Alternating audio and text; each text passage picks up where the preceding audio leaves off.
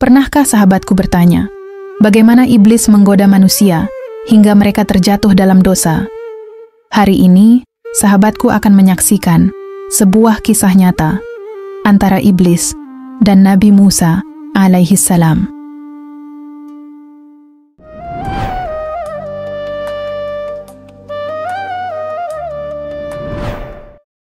Bismillahirrahmanirrahim. Assalamualaikum warahmatullahi wabarakatuh. Alhamdulillahi rabbil alamin. Segala puji bagi Allah, Tuhan semesta alam. Solawat serta salam semoga selalu tercurah kepada junjungan kita, Nabi Muhammad sallallahu alaihi wasallam, kepada keluarga beliau, sahabat beliau, dan seluruh umat beliau hingga akhir zaman. Sahabat-sahabat yang dirahmati Allah, pada kesempatan yang mulia ini, izinkanlah saya mengajak sahabat semua untuk merenungi sebuah kisah penuh hikmah. Sebuah pertemuan yang sangat jarang terjadi, yakni pertemuan antara Nabi Musa alaihissalam dengan musuh nyata manusia, yaitu iblis la'natullah alaih. Pada suatu hari yang penuh ketenangan, Nabi Musa alaihissalam duduk di majelisnya, menyampaikan hikmah dan petunjuk kepada kaumnya. Tiba-tiba dari kejauhan, datanglah sesosok makhluk aneh. Ia mengenakan pakaian dengan tudung kepala berwarna-warni, penuh dengan daya tarik dan tipu daya. Makhluk itu terus melangkah hingga akhirnya mendekat kepada Nabi Musa. Sesampainya di hadapan beliau, ia membuka tudung kepalanya lalu meletakkannya di tanah. Kemudian dengan sopan, ia menghampiri Nabi Musa dan berkata, "Assalamualaikum wahai Musa." Mendengar sapaan itu, Nabi Musa memandanginya penuh selidik lalu bertanya, "Siapa engkau?" Makhluk itu menjawab dengan tenang, "Aku adalah iblis." Mendengar pengakuan itu, Nabi Musa berkata tegas, "Ternyata engkau, maka tidak ada ucapan salam untukmu. Apa tujuanmu datang ke sini?" Iblis menjawab, "Aku datang untuk mengucapkan salam kepadamu, karena aku tahu kedudukanmu yang mulia di sisi Allah."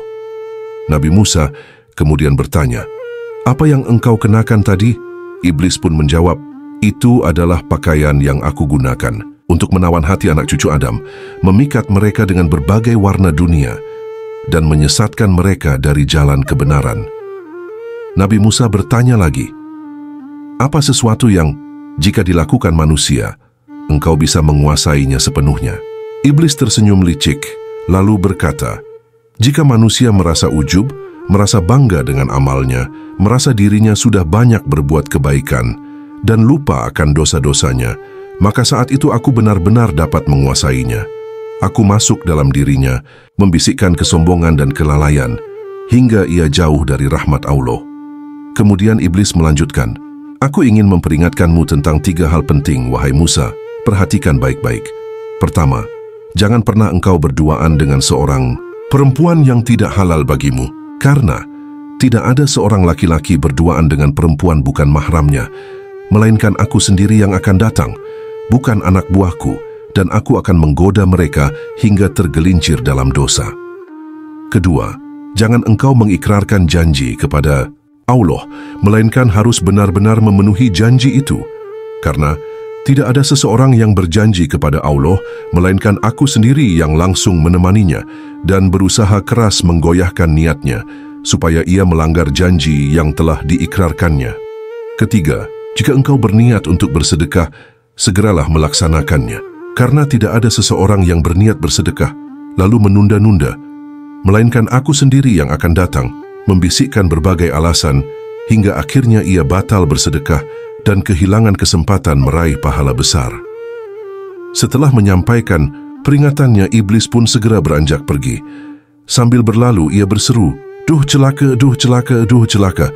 Musa telah mengetahui rahasia yang mesti dia peringatkan kepada anak cucu Adam." Demikianlah sebuah kisah yang mengandung hikmah besar. Musuh manusia, yakni iblis, selalu berusaha menyesatkan dengan berbagai cara. Hanya dengan ketakwaan, kesungguhan, dan kehati-hatian, kita bisa terlindung dari tipu dayanya. Semoga Allah senantiasa menjaga kita semua. Amin ya Rabbal Alamin. Jika kisah ini bermanfaat untuk Anda, bantu bagikan dengan menyukai, berkomentar, dan subscribe. Semoga menjadi amal jariah untuk kita semua. Wassalamualaikum warahmatullahi wabarakatuh.